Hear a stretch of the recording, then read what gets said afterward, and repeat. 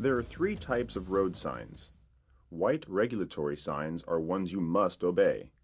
They let you know how fast you can go, when it's okay to turn or not to turn, and when you shouldn't enter a street. Yellow warning signs tell about potential hazards up ahead.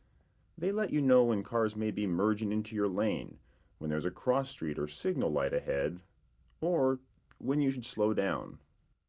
Highway construction and maintenance signs are orange. Watch for highway workers and construction equipment ahead. There may be a temporary speed change, road or lane closure, or a hazard. Look for highway workers who may direct you to different driving lanes. Go slow, but don't stop to watch. Obey the flaggers. They may have you driving on the opposite side of the road.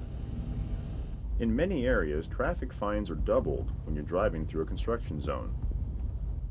Informational or guide signs come in different colors. They make it easier to find destinations, points of interest, and important services. There are some really important signs that have their own unique shape to make them more identifiable. See if you can tell what they are.